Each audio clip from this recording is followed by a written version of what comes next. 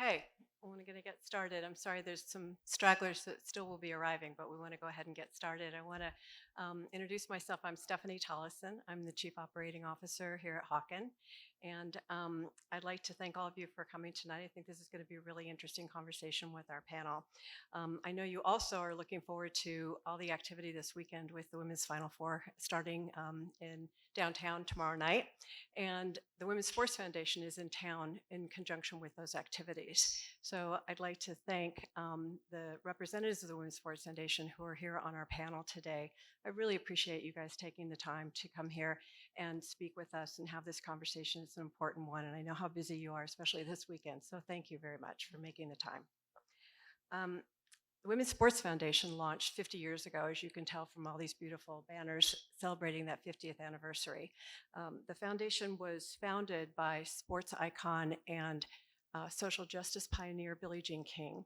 And at the time, the Women's Sports Foundation was really the only or the first organization that really understood the power of sports and the impact that it could make in helping women and girls reach their goals and achieve their full potential, both personally and professionally. Now, fast forward 50 years, the Women's Sports Foundation is the leading authority on sports access, equity, and social impact, societal impact. So I'm going to read you a couple of highlights of a little bit of the work that they do. So they protect Title IX. They publish critical research and campaign for change. They build programs to make it possible for girls to play and coach at all levels. They battle inequities in pay, media coverage, sponsorship dollars. They educate the public on the longstanding positive impact of sports participation, and they have invested over $100 million to help girls and women play, compete, and lead in sports and beyond without barriers. So I'd encourage you all to look at their website, and also you can pick up some of their research at the back here today. They are a tremendous resource for athletes, for parents, for administrators, for coaches, for all of you. I had the privilege to serve on the Women's Sports Foundation board for 6 years and chaired that board for a couple of those. And I joined the board for a couple reasons. First, when Billie Jean asked you to do something, you don't actually ever say no, right? Yeah. But more importantly, I was one of those girls for whom sports was a life changer. It's not hyperbole for me to say that all of my leadership, teamwork, and problem-solving skills were rooted in the lessons that I learned from playing sports, in my case, tennis. So I'm one of the data points that they'll talk about today about the impact that you can have in a girl's life by playing sports. So for the umpteenth time, I want to thank the Women's Sports Foundation for the work that you do. It's critical that you continue to keep blocking down barriers for girls to participate, and it's critical for all you girls to keep playing and don't back out. So now it's my pleasure to introduce LaChina Robinson, who is going to moderate the discussion today. LaChina is currently a trustee on the Women's Sports Foundation board, and you all know her as an award-winning WNBA host and analyst on ESPN. For the girls in this room, you should also know her and the other members of this panel as your advocates. LaChina, how are you? Stephanie, thank you so much. Thank you so much. What I will say is that I've been introduced a number of times in my career, but I don't know that I've ever been introduced by someone who has had quite the impact that you have had, not just in your time on our board here with the Women's Sports Foundation, also in your own career in tennis and in the business of women's sports. So please give Stephanie a round of applause. So now I get to add that to my resume that she introduced me to this event. Wow, first and foremost, thank you for spending your time here with us this evening, and what an incredible facility you guys have here. Like, I walked in, I went to Wake Forest University. I don't know if you've heard, it's a small Division I school in North Carolina, and I was commenting that we didn't have a weight room that looked like this on our campus. So you guys are definitely lucky, and we're excited to share this time with you. Our panel today is about girls in sports and leadership, and everyone you see on this stage has been impacted by sport in their lives. Participation in sport, jobs in sport, and we understand how once girls start to get involved in sport, it enriches their lives, they're healthier, their chances of success go up, and that's part of the work that the Women's Sports Foundation does. How can we open more doors for girls to participate in sport? How can we make sport more accessible for girls and women. And those are some of the conversations that we're going to have with you today. So without further delay, I want to introduce our fantastic panel. To the right of me is the CEO of the Women's Sports Foundation, Danette Layton. Y'all clap.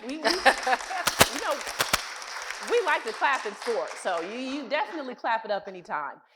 To her right, the Vice President of Operations and Team Development for the New Orleans Pelicans and WSF trustee, Swin Cash.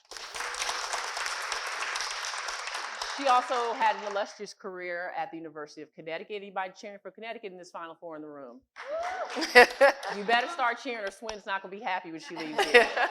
She's also got some gold medals, an incredible career in the WNBA that we'll get into in just a moment. And then our final panelist is the assistant women's basketball coach at Tufts University and the recipient of the Women's Sports Foundation Tara Vanderveer Fund for the Advancement of Women in Coaching, Venice Barnes. And we'll hear a little about that incredible program in a moment. So, ladies, I want to start here. How did your involvement throughout your childhood help you become strong leaders, involvement in sport, help you become strong leaders throughout your career? Anyone can go. Let's start with Danette. So, a lot of what Stephanie talked about. First, I want to thank Stephanie for the amazing support of the Women's Sports Foundation. When I told Billy that we were coming, she fell over because Stephanie made one of the biggest impacts in tennis. And for someone like me, I've spent my entire career on the business side of sports, and there were very few women that you could look up to that at the time that I started getting into. And what Stephanie did in her career was a game changer.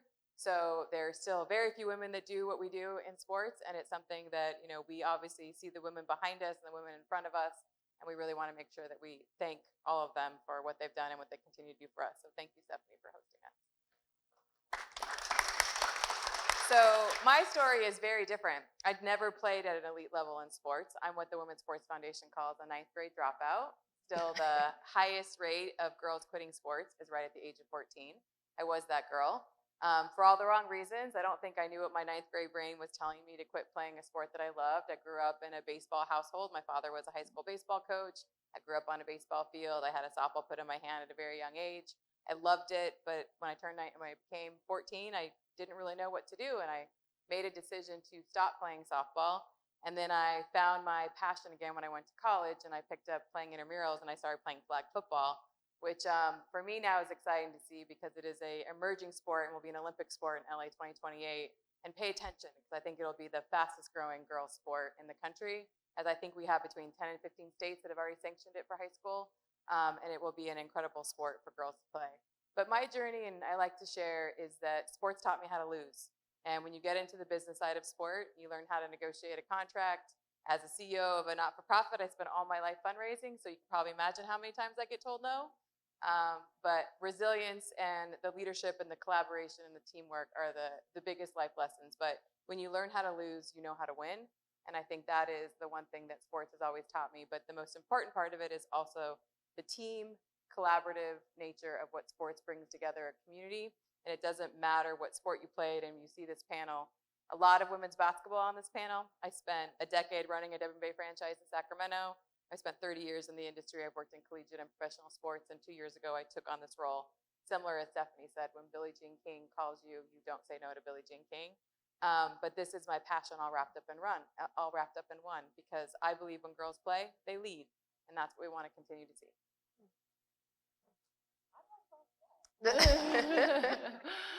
Swin, you can, because come on, you can just go down your accolades that you have. Yeah, you know what? I'm just going to piggyback off of what I talked about. When girls play,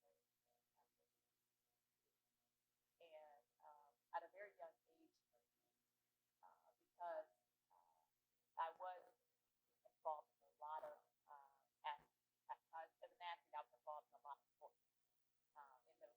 My mom felt that sports kept us out of trouble. So anything that had a free sign up, I was in. And I remember loving everything. I loved track and field. I was a cheerleader. I loved doing all these different things, baseball, softball. And there was a university which taught me sent my first letter, and I believe I was in the 8th grade at the time. And that's when we had to sit down conversation on my parents.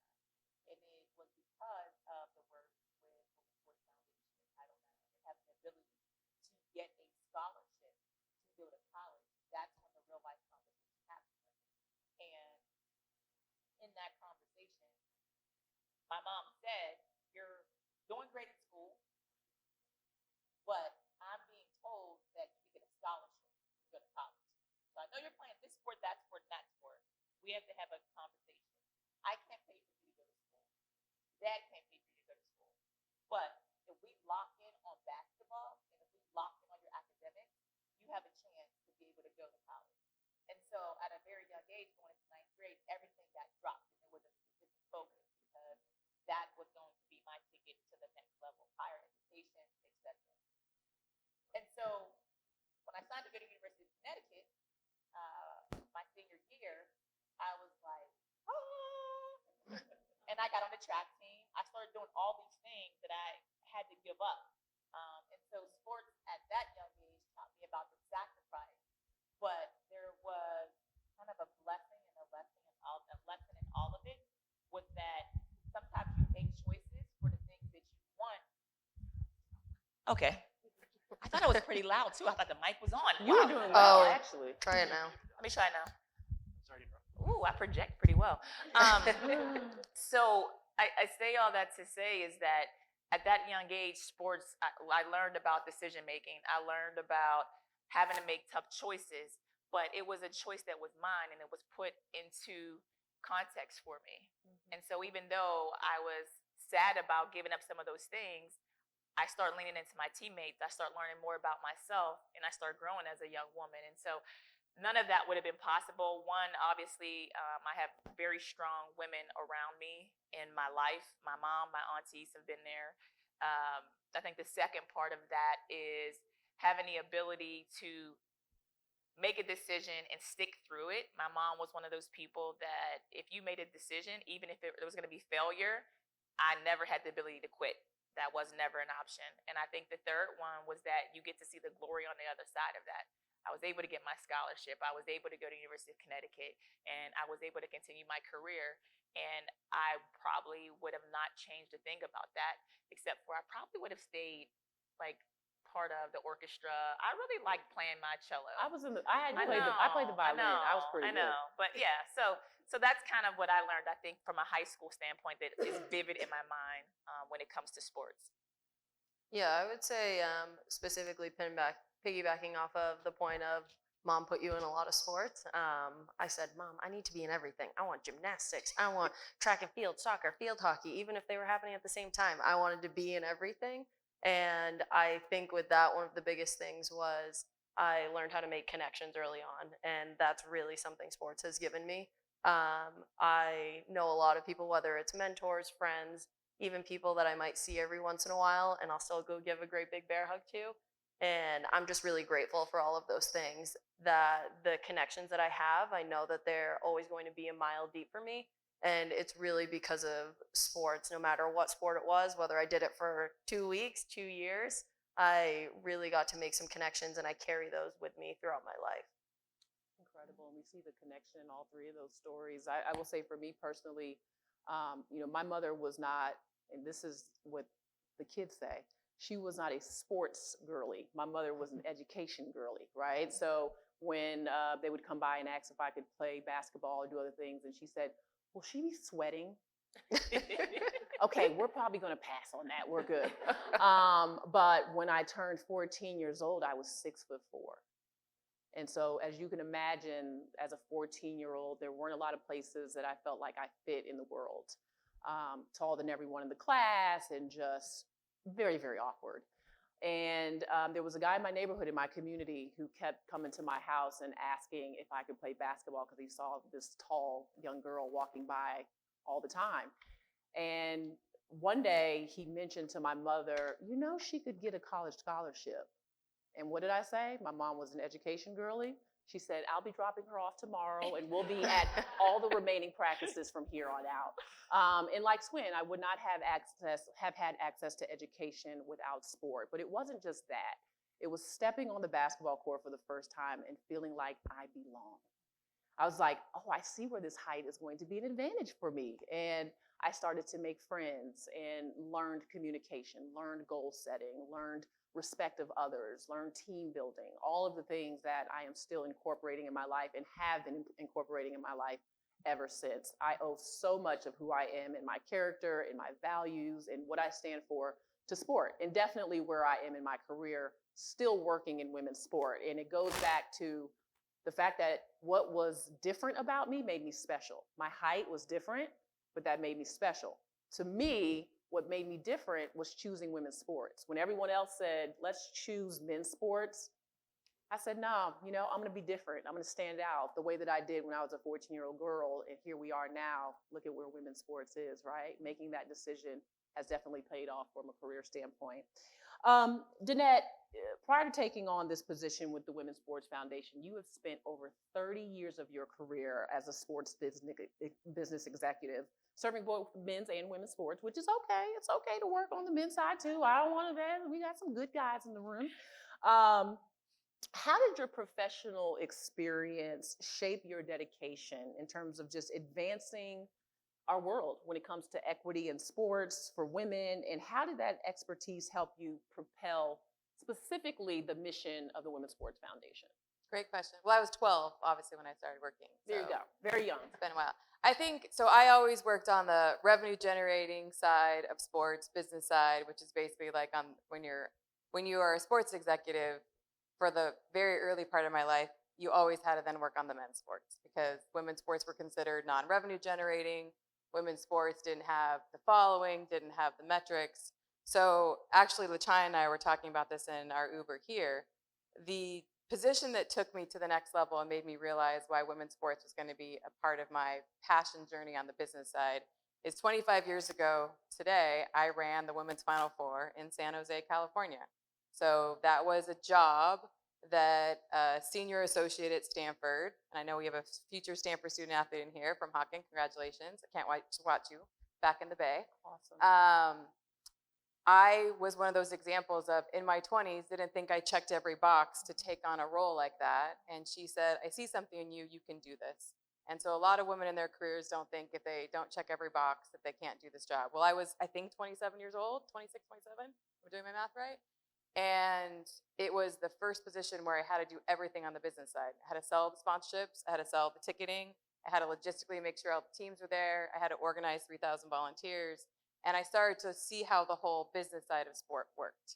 But it was a woman that gave me that opportunity, and then that was it for me. So from there, I went on, I started working in the PGA Tour, I worked in the NBA and the WNBA, and when I was in the NBA and WNBA, that was the next big segment that I started to realize how little support was going towards the women's side and how hard it was pushing a boulder up a hill for the business side of that program. Actually won a world championship against this one, but then they beat us the next year. But it also, another very big moment is I got a phone call in the early 2000s. So I ran a franchise that was an original franchise called Sacramento Monarchs, one of the original 8s. Both Swin and I were a part of WNBA franchises that are no longer in existence. And that was because the lack of investment that was there on the women's side. You were trying to find everybody to try to invest in it, get fans to follow you, get yourself visibility and engagement. No different, unfortunately, than today in 2024.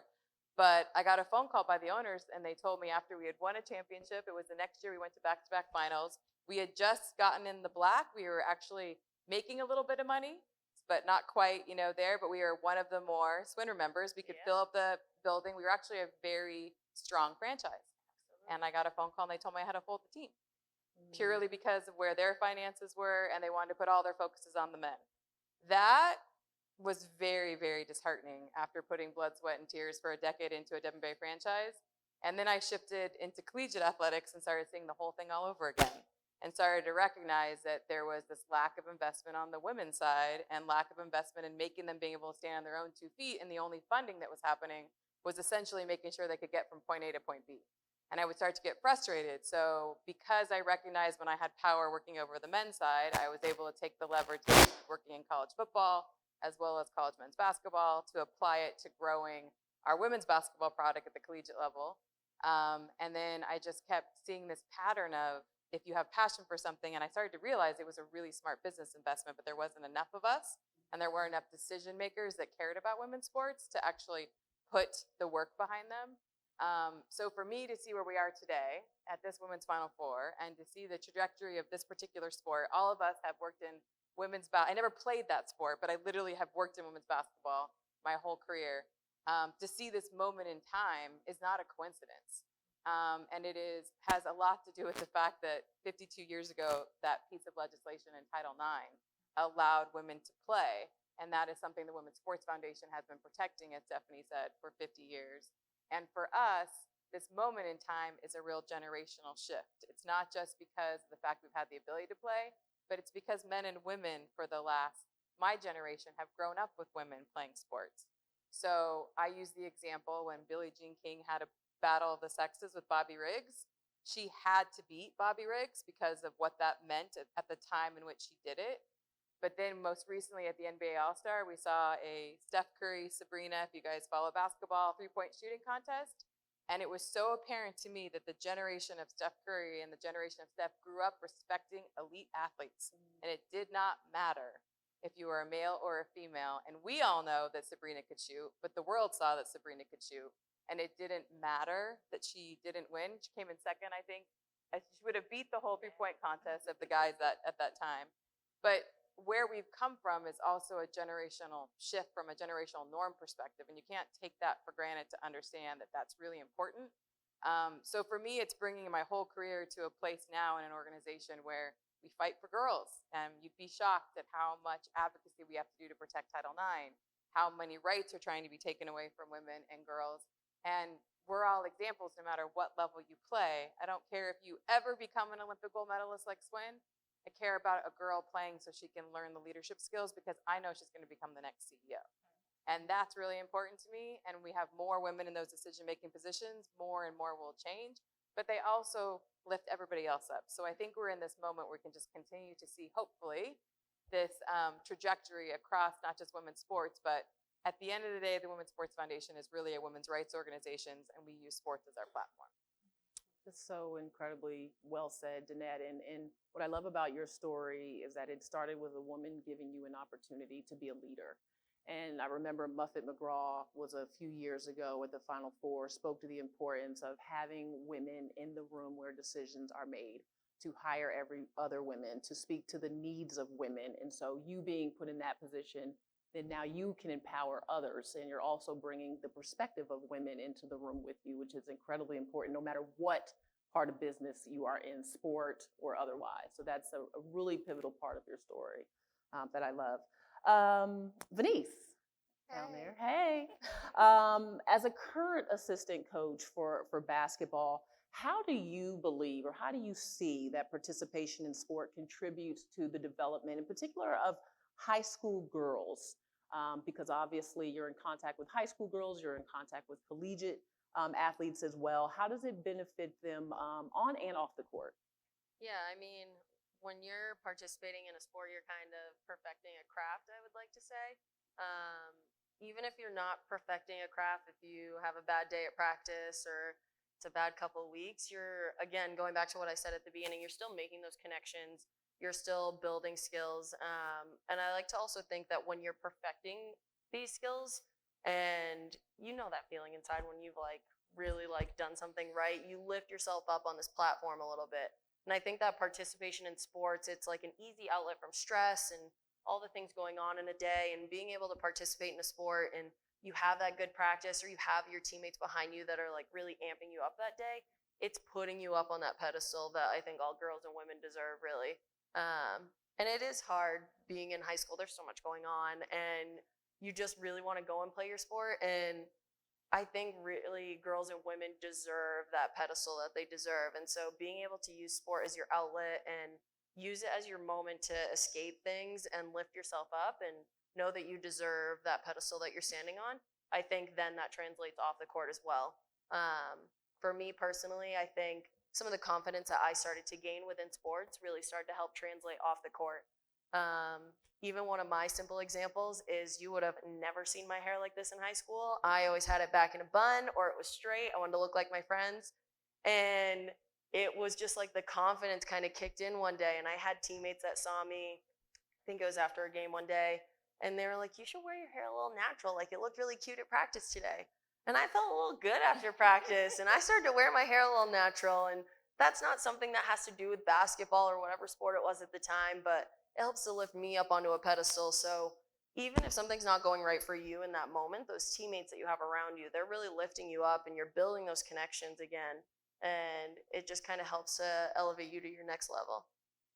And Well, I just want to add yeah. something to that because I think the other thing you learn also in high school and by playing sports is the power in your body, right? You're constantly changing as young women. Our bodies are changing in high school, and the strength that you find in I'm playing a sport and how good it can feel of like how strong I am, how I'm still growing. I remember all the time, like I would play with the guys all the time and they're like, oh, this one's a tomboy, this one's a tomboy, this, that, the other.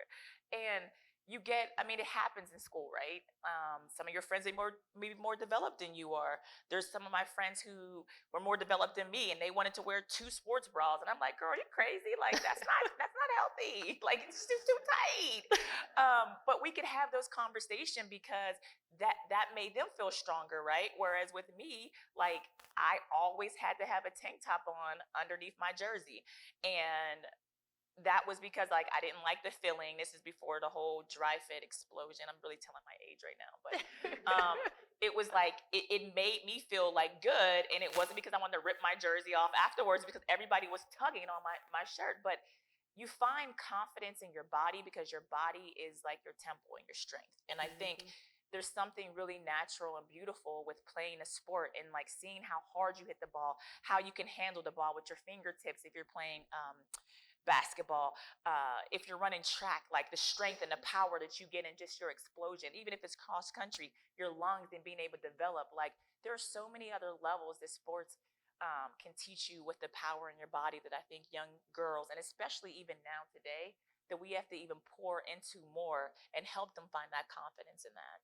Yeah, and Twin, and even listening to you describe that, it sounded like you were finding your individuality, right? Yeah. Like that tank top may have seemed very small part of to everyone else, but to you, that was Swin embracing her and what she prefers and what she wants to look like.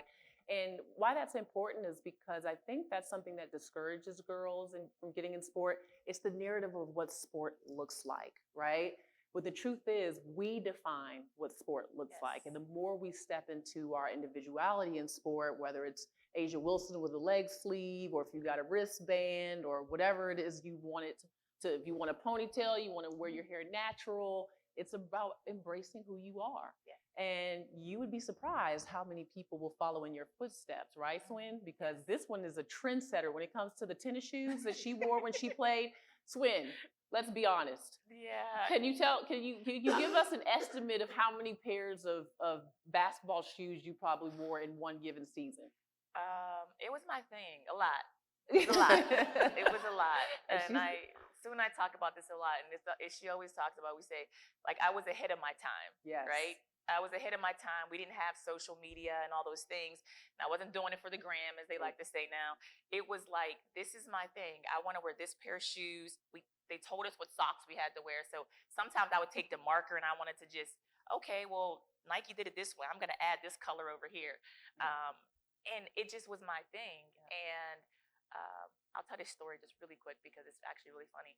I was signed to Nike. I started wearing Jordans, and there was no women at the time. Maya Moore was behind me, so she wasn't in the league yet. She was the first woman to get a Jordan deal, just for history's sake. But I started wearing Jordans, and I remember getting a call from basically Nike telling me, you can't wear Jordans. Now, they're all owned by the same company. You can't wear Jordans because, like, Michael doesn't have any females wearing his Jordans. There's no female athletes, right? And I'm like, all right, like, I purchased them. I still can wear them. They're like, no, you're signed to Nike. Like, you have to wear the swoosh. And so there was this whole kind of change with that happening. And then here comes Maya Moore. And Maya Moore is the first F. So I'm like, all right, Maya's wearing J's. Now I can go back to wearing some of them. And I remember saying to myself, the moment I see Michael Jordan, I'm going to tell him that this is what they told me, and I want him to confirm it. Fast forward to All-Star Game, and we're at the NBA Africa luncheon, And at the last moment, Michael Jordan pops into the room, and I freeze, and I'm like, this is my moment. I'm going to ask him. This is literally a decade later. It's still in my brain because I'm just disgusted by how this went down. I'm going to ask him. So I go towards MJ, and I go to put my hand out, and I say, hi, I'm Swin Cash. He goes, yes, Swin, I know who you are. Y'all froze. I said, oh, hi, how are you, MJ? I said, okay. Well, nice meeting you, sir. And I walked this way. So I tell you that story to say it didn't happen. I had a whole moment of MJ knowing my name. But just so you know, the times have changed. Yeah. These women are wearing every shoe company. Yeah. Some women have their own shoes, their sneakers now. That's the era that I was in. Nobody's telling the women now today, like, you can't wear this company or that company. They're asking the woman, can you wear our shoes, please? So we have and they're getting paid. Who are they getting paid? They are getting paid. So we've come a long way, but I will say, this is my own personal thoughts. Women are playing the game. They're getting exposed to the game. But for women's sports in general, social media has been bad for a lot of things, but the ability for the world to see us and not be just controlled by the networks that can put out content. People that are on these influencers and people that are starting to cover women's basketball, that are covering all the other sports, it's because somebody in their living room said, I'm going to start my own platform and cover this sport. Now everybody can tell our stories. And that's, for me personally, I have seen the boom, is we can get to learn these female athletes from high school and follow them all the way through college. And we are the ones benefiting now, women's sports, from social media and the world seeing the platform and us being able to connect to everybody. And that's why everybody's talking about this Final Four being here. And when I go to Phoenix this weekend, they're going to try to figure out what stars they're talking about. But I tell you right now, y'all know who the stars are and the teams and everyone here this weekend. And it's because women's sports is here. So. Amen. Well said. Sometimes I get on my soapbox. I'm sorry, but I wanted to share that with y'all. And so when you make a fantastic point when it comes to media, women's sports used to have to wait for media to come to us. And now we have our own platforms. And so I know sometimes as parents, you have your rules around social media. If used in the right way, it can be very powerful in connecting your children to things that they have interest in, like women's sports. I was talking about the product of women's basketball in general and why I think it's so much further ahead. Like we just talked about 25 years ago when she hosted the Final Four. What was the score? No one scored a basket for the first 5-6 minutes. No one scored a basket for the first 5 or 6 minutes. Now Iowa's averaging over 90 points per game. Well, we can talk about all the frills of women's basketball, but it comes down to the product. Well, these women can pick up their phone right now and see Swin Cash in all her glory and watch her highlights. And they can go in the backyard and take their phone and set up there and try to be Swin. We didn't have that at our fingertips. And that's why Title IX has been so important, is that as women, sport has grown, as participation numbers have gone up, now there's access. And now this generation that's playing, the women that you will see playing the Final Four this weekend, have never played without the WNBA in their lives. Like they were born into the WNBA, unlike Swin and I, who were very young, but there was just no WNBA when we got here. We're seasoned. We are seasoned. A question for all three of you. You're all inspiring the next generation in your own ways. How does the representation of professional women athletes, team owners, that's an important position as well, and coaches influence, how does it influence, girls' perception of their own potential and value? Like, so when you see team owners and you see women in those positions, how does that influence girls' perception of what they can do in their futures, as we just alluded to? And who inspired you in that way? I think Denise is the perfect one to answer this first. Oh, thank you. Oh gosh. I would say one of the biggest quotes I really think of is, if you can see her, you can be her. And it's a real simple quote that I keep in the back of my head, but it's so true.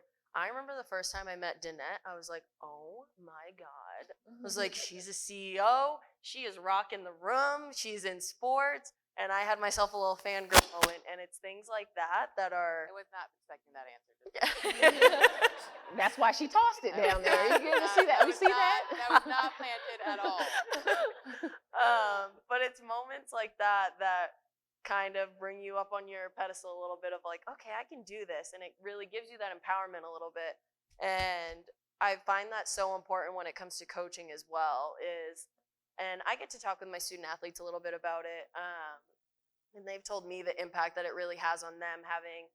With the staff that I'm in, we're an all-female staff, and the huge importance it has for them, and just being able to see a woman as their coach, and it's just such a different connection. And I really do think if you can see her, you can be her. It really makes you feel like it's such an attainable goal. I can't tell you how many times there's usually men on TV, and again, we have some good men on our side, they're there, but seeing a man on the TV like coaching a team, it makes it feel like a little less attainable. And it's not something that comes right to the front of your head, but it is subconsciously kind of going through the back of your head, especially as young girls and like some of the young girls in the room too. For me personally, someone that had an impact on my life was, I had a couple different female coaches growing up, but my sophomore year going into college, I got a different coach, and I am not good with change, just to put it lightly. When we did her interview, she sat there and I sat here and I said, hi. And I was not having it. And now she is one of my best mentors, one of my best friends. She just rocked a room. She led fearlessly. If there was something going wrong, she was not afraid to speak up about it. And she would have those open and honest conversations with us as well. And I just really respect her and commend her for that. Katie's just someone that's super close to me in my life. And I'm also super grateful that stepping into my next coaching role after that, I'm now with Jill, who through the Women's Sports Foundation and my fellowship, I get to now be a part of her coaching staff. And she's another one. Jill is going to tell you it straight, and she's such an amazing leader. She's also a young female, and she's just really helping to inspire me, inspire the next generation, and keep women in coaching. She's trying to do whatever it takes to help me stay within coaching and giving me the honest answers and whatever it takes. So I think if you can see her, you can be her. That's beautiful. Venice, really quickly, can you just speak to the Tar Vanderveer Fund and how that's helped you to gain the position that you're in currently? Yeah, so my position that I'm in, it's essentially to help the advancement and retainment of women in coaching. So one of my big elevator pitches that I like to give about the foundation is I get to connect with many other female coaches, and not just within basketball, lots of different sports, and I get to network. And through the Vanderveer Fellowship, I also am able to pursue a lot of professional development opportunities. So shout out WSF Vanderveer Fellowship for having me here. Without the fellowship, it is an expensive trip. And so without it, I wouldn't have been able to be here. And some of the people I'm staying with, I met through the fellowship, and some of my closest friends that I'll randomly FaceTime and talk to. And again, those connections that sports really give you, this was one that the fellowship gave me. So it's really helping me to learn a lot. It's helping me to make connections, and it's also helping me to kind of pass the baton on to the next couple women that I see behind me and keep them going as well. And women need to see you. Your players need to see you so they know what's possible for them in the future. I just feel like coaching is such a powerful position in sport. I think about the first time I saw Pat Summitt. Raise your hand if you remember the first time you saw Pat Summitt. And you said, oh, something is different about her, right? It was the first time that I had laid my eyes on a woman who was unapologetically fierce and competitive. Like, my eyes were just drawn to her. And I was like, wow, women can act like this? Let's put this in my notebook. But it was a moment. It was because of her excellence that she had the platform, but still, she was not only excellent in what she did at coaching, I saw how she was mentoring the women on the sideline. They would come out of the game and she would pat them and encourage them and, be tough on them when they needed in that moment. So what you're doing, the work you're doing is incredible. And shout out to WSF for the fund, and Tar Vanderveer, of course, who's all-time winningest coach, male or female, men's or women's sports in all of college. Okay, so let's give Tara some love. Yes, women's basketball is doing well on a number of levels. Swin, who inspired you, and what do you feel like women in those powerful positions does for young girls in sport? I've had a lot of different women along the way for me that have inspired me at different times. And I would say for me early on, I did have a really good relationship with Pat Summitt. My last two schools came down to UConn and Tennessee. And so imagine being 17, 18-year-old girl and your mom saying, you're going to call Pat and tell her you're not going to school there. Yeah. I didn't think my mother loved me at that point in time. But there was something in that. But I was always a fan, even from afar, and kept the relationship even through college. Chris Daly going to UConn, to see somebody that helped right there side by side the whole time with Coach Oriema.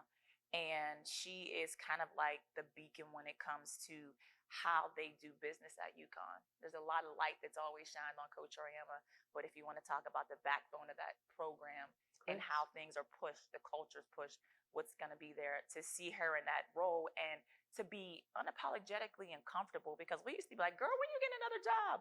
When you going to go coach your own team? We used to ask her, and every class that came asking her, she's like, I'm good right here. I'm good. So to see that, somebody to be comfortable in that position was phenomenal. And I think I fast forward to the WNBA and Kristen Bernard, who we know really well, and this one is you're good friends. She did one of the best things for me in my career. Coming into Detroit, being drafted, we were terrible my first year. And to turn around a franchise, she didn't just say, I need you to do this, that, the other. She said, okay, come in this business meeting. This is what we're thinking about with the team. She just was very inclusive. And that access to see her work, that access to see how she handled Bill Laimbeer to Rick Mahorn to all of our other coaches and our staff, there was power in her strength where she didn't have to really talk much in a room, but she controlled a room. And so for me, that was really, really important, a development for me, like in my career. And then later on, we worked again in New York. And so I had this great relationship with Robin Roberts, and I still do, because I always wanted to be in television. But sometimes God puts you in other positions where there are people who are affecting your life because you don't know you're going to go in that career path. So I sit here today as the vice president of basketball operations on the men's side, but I bring the women into our space. So to be a mom of two young boys, everything that I know is about women's sports. Everything I pour into that's not my day-to-day job is women's sports. And being with the foundation, being a trustee, wanting to give back is because women can be in those spaces because those spaces need us too. Mm-hmm. And I think the biggest thing for me also was the men that were allies for me, that spoke up for me, that confirmed me when other people were trying to say, you know, you're in a room when you're talking about sports and people think you're supposed to be the woman that's servicing the players. And it's like, no, I wanted the women to help build the roster for the players. I understand basketball. And so having those type of allies also has been very important for me in my development and helped me get to where I am today. Love that. Danette, you're going to finish us up, and then we're going to take some questions from the audience, so be ready. You're up next. We're going to see what your sports journalism media skills look like in the room. No, I'm just kidding. No pressure. No. So obviously I wasn't an elite athlete in college, but I started to realize that I wanted to work in sports. And so I went to the University of Arizona, and as an undergraduate, it's kind of ironic, but I started selling tickets. That was the very first thing I started to sell. And throughout the majority of my career, I've been putting a button seat ever since, I feel like. But there was a female associate athletics director. She played softball at Arizona. Her name was Rocky LaRose. I never realized there was this whole business side of sports. I saw what a champion she was for all of the athletes, male and female, but she actually exposed me to a career that I had no idea existed until I was a student in Arizona. And I saw her, and that was the fact that I just saw a female in a role that was doing both men's and women's sports, and then they embraced their students, and I got my start as an undergrad at the University of Arizona. So I will always give credit to my alma mater. I worked 4 years in that athletics department. I also thought I wanted to be a sportscaster because I was also in love with Robin Roberts. And I started sportscasting my senior year. But I learned very quickly I liked the business side of sport. And then obviously you heard my story at Stanford. I had an amazing woman that saw something in me that I didn't even see in myself in my 20s. But after that, I never had a female boss again. Every one of my bosses were men, and I had amazing male allies that hired me for my brain and hired me for my skills, gave me the autonomy to do my job, gave me the authority to oversee things like college football and men's basketball. I was the only female executive at an NBA franchise in Sacramento at the time. So I was the only female in the room doing what I was doing, and they were all male allies that did that for me. So I think, outside of my parents always gave me a voice. I will tell you the one thing since I've been very little is I've never been fearless to share my voice. And these people all know I'm not afraid to talk and I'm not afraid to share my opinions. And that started at a very early age because my parents always told me I could do whatever I wanted to do. And my parents were a big part of me going on this journey and always letting me be fearless. And I think you have different moments in time. And then when you come into a role like this, I think not one of us could sit here and not say that Billie Jean King inspired all of us, because none of us would be here without Billie. Billie did what she did on the business side with the WTA, pay equity, being an athlete, fighting fights that like nobody had, like literally what she fought, like we would not have our lives or the chance of Swin being where she is on the basketball side of an NBA franchise, LaChina having the choice to be a broadcaster only for women's sports, Venice on the pathway of becoming a head coach, being a business executive in sports. Like none of us would happen if Billie didn't do what she did. And I think that's why we're all so connected to the Women's Sports Foundation, both personally and professionally. It's been a game changer for us, and we know without Title IX, none of us would be here. No doubt. And I always say in a very short statement, when people ask me what the Women's Sports Foundation or the work of Billie Jean King have done for me personally, access to education. Sport was my vehicle to education, which ultimately changed the trajectory of my life. Questions? Yes, right here at the front. Hi.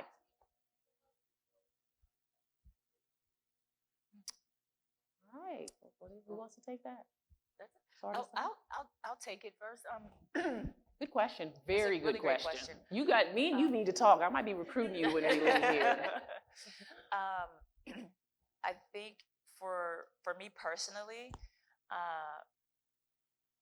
when I was playing and younger, it was one of those things where to have some things that you wanted to deal with or have someone there to talk about things that may be happening. People think that because you're an athlete, that something that's happening in your life when you're not practicing or playing just goes out the window. And there used to be this whole thing that's just like, focus on the game. When you're playing right now, just focus on the sport. And now, if you fast forward to where we are today, everyone is saying that focusing on your mental health and how you can achieve even a higher level of understanding of self and of your game go hand in hand. And so that's what we preach at the Pelicans is we not only talk about how are you conditioning your body, we also say, how are you focusing and thinking about your mind, right? And it's not in a negative connotation. It is in a positive of this is a whole, your body, your temple, it's connecting. And you talked about this in sports. You're gonna learn through the failures. But when that happens and you have other thoughts or other, I like to say, bigger emotions, how are you processing that? Well, there are ways and there are resources now to help you do that. And I love the fact that we have players that talk about it. We have somebody on our staff. I'm seeing more and more high schools and universities put the resources behind it because it's just like the training you do to run and to get your calves bigger, get your legs bigger. You have to be also training your mental capacity to deal with everything, not just only sports. And I like to tell people all the time, for my job, I actually work on my mental health and wellness. And I actually speak to a therapist and I do things because there's an outlet because I'm not only executive, I have a 6 and a 3-year-old. I'm married to my husband at times and I try to talk to the therapist. Why? And so you can't expect just one person at my age to think I have everything together. I want to know let me tell you something about a male or female athlete, and especially females, because I think we're ultra competitive. If there's access to make me a better athlete, whether that is physical or mental, show me which door I need to go through. And that is how you approach the mental health and your wellness. So that's how I would look at it. Beautifully said, Swin. Beautifully said. Other questions? Yes.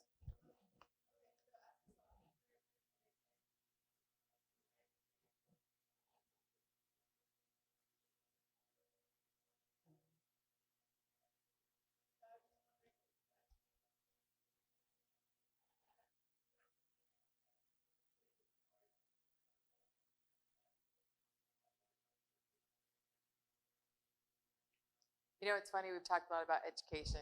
I have mixed feelings on being that young and getting, I think we're obviously thrilled to see the success of the NWSL. Great investment on the NWSL side. Seeing the first female facility is in the NWSL, female only, the Kansas City Current. Great ownership. They have some really amazing female owners in that league.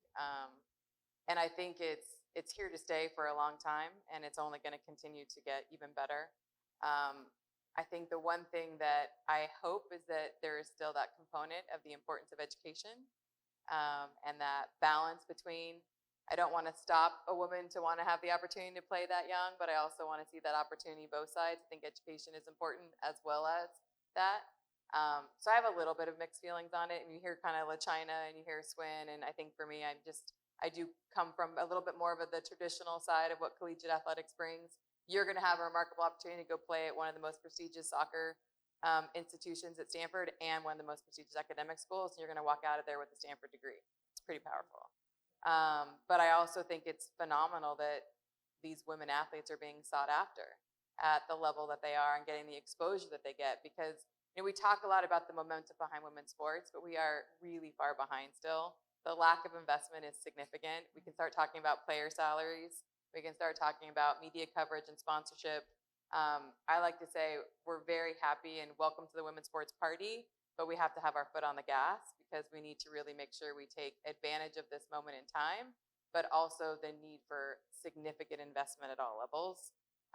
And I still want to make sure that, the collegiate opportunity, especially because soccer is unique a little bit, but it's still our primary feeding system to Team USA and a lot of those amazing Olympic sports as we get ready for Paris. I know it's been a big part of the basketball journey, for sure. And you have a lot of great life lessons that you learn in college too. So I don't know, I'm a little mixed, I would say. It's a good question though. Tells us where your mind's at, Stanford. Other questions? Right here.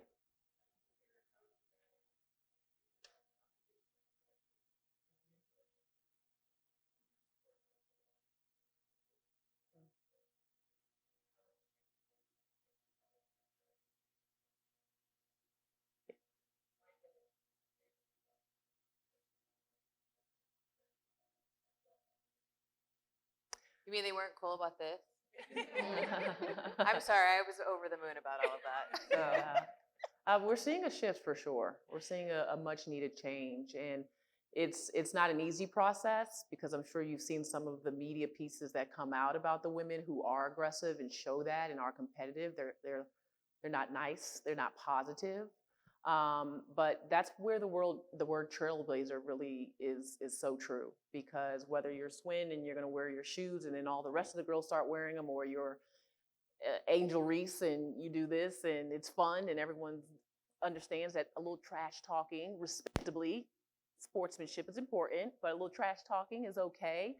The more we see it, the more it'll become a part of sport. And over time, those media pieces will go away, because women will be able to represent themselves in the way that they feel necessary, and it will be acceptable to society in a respectable way. I don't know what your thoughts are on it, or you guys, but I have enjoyed seeing women being able to express themselves. I do think our officiating needs to catch up, because we score a basket and we can't get excited. We get a technical, and I'm like, wait a minute. Now I see LeBron do this every night. Now why is Caitlin getting the tech? I've got questions. So there's so many places, whether it's media, officiating, et cetera, where we need to catch up. But I am excited to see women be able to express themselves freely in competition. I'm exhausted with the policing of women's emotions. That's just where I'm at. And I say that because a lot of we talk about the trash talking and the aggression and everything on the court. All you're literally seeing now is less coaches caring about the box that they try to put you in, that of, there's this thing of pushing sportsmanship. Absolutely. Like, you go out there to compete. It's not like every single female that's aggressive and it's maybe talking trash is not a good teammate. Is not, because there could be somebody that's doing, Angel could have been doing this, but be the first one every time that's running and picking up her teammate. So like, it's the policing of how they want it to be acceptable or how it was palatable for everybody else in the past.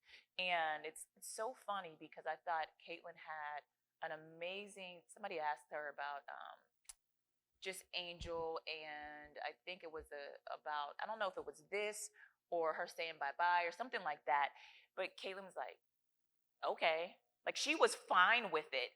And then you get another story, it was like, oh, well, Caitlin was fine with it, so I guess it's okay. It's like, you don't have to come to the defense of another person that's an aggressor or another person that's like a competitive athlete. And so if you just break it down to like LaChina's point, you can look at it and say, okay, as a society, we also need to catch up because this younger generation, they are out there playing pickup the same way we did. You're playing with the guys. That's translating to now where we used to be back in the day where they're like, can you cover up your tattoo if you have a tattoo? Like, we had a girl on our team that was wearing a little Band-Aid right here. And I was like, one, I don't know why that tattoo was that small anyway for a Band-Aid to go over it. But two, now I look and I'm like, Aaliyah, I called coach one time and I was like, does Aaliyah have purple and blue hair in today? When did that change at UConn? But everybody's having to learn that this next generation, they're unapologetic about how they're going to play the game, how they're going to show up. And I'm actually enjoying it. Oh, I love it. I think that what's hard for me with all of it's a gender norm shift, right? And I think even as you described when you were growing up, I even think for us, I mean, the three of us are closer in age. Benice, not so much. I'm the oldest, obviously. But I think for me, aren't you competitive? I was competitive. I love seeing it. Just shows women are strong and women. It's the same thing about the expectation of what a certain physical body should look like. A woman athlete is so different based on their sport. What a shot putter looks like is very different than a basketball player, very different from a track and field athlete. Like, it's everybody has an opportunity to play a sport and feel confident in who they are. And I love the confidence. And I think the part that bothered me so much with everything and all the media crazy is like, I think both of them were like, we totally respect each other. We're just playing. We both want to win. And I think you saw that. And I think what I love so much about this year's college women's basketball moment, and again, I love men's sports and I want to make that clear. I'd like you guys to name one men's player right now for the men's Final Four, and I'd love for you to name the women's players that everybody is talking about. That for us is a moment that you were talking about Paige, you were talking about Caitlin, you were talking about Angel, you were talking about Juju, you were talking about these amazing women in the women's game. Like, that didn't happen before. And I think that is what we're so excited about, is this is just the beginning. And we've seen some of these sports really take off. And for women's basketball, it's a big deal for us. Yeah. And I just want to say, anybody that's filming right now, I have to know their names. So that's for my job. Okay. For the men's side, for the men's Bobby, side. she does So although I know. can answer it, it's for my job. Yeah.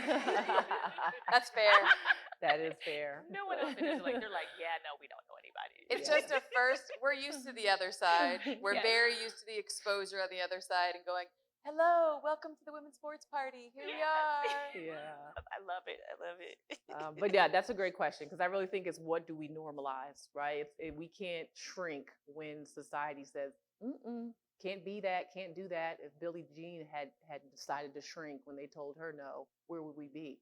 So those behaviors over time, no one will even talk about anymore because it'll be a normal part of what women are allowed to do. Can I also add one part to that as well?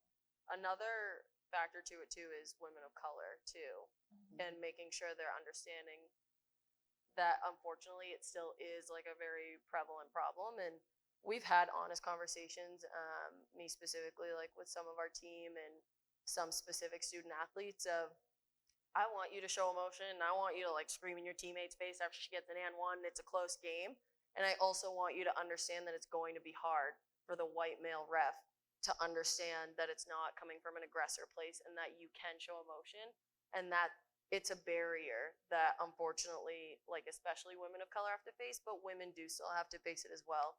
So I would say specifically right now too within coaching is trying to have those open and honest conversations of this might happen, it's okay, and you just need to understand it and go with the flow, and they'll eventually catch up to you as well. Absolutely. points. That's a very good point. Oh, well, we are out of time, and it looked like we didn't have any other questions, so that's good. We have thoroughly enjoyed this time with you all. A big round of applause for our amazing panel. Another round of applause for Stephanie for having us and for organizing this. Thank you. And I just want to say, I find such joy in the fact that when I asked for questions, our first couple questions came from the youngest girls, the youngest women in this room. That just excites me about our future, where we're headed. Continue to be courageous and brave the way that Billie Jean King taught us, right? Ask questions, be curious. I love the story that Billie always tells is, you know, when she showed up at the tennis court as a young girl, the first question she asked was, where's everyone else? She said, where are the rest of the girls? Where are the Black women? Where are people of color? Like, where are they? And just from asking a question and being curious, she literally changed the world. So for all my young women in the room, be brave, go after it. You've got women up here who set the example for all that you can be, and continue to play sport. It will get hard. It's hard to keep going. Sport is difficult. I cried and asked my mom my freshman year if I could come home from college, and she said, we gave a room to your sister. So, and that was probably the best thing she could have ever done. She could have coddled me and brought me on home, but she told me I had to go back, and, you know, look at my life now. So continue to push. Thank you guys for having us tonight. We've had a fantastic time. Thank you.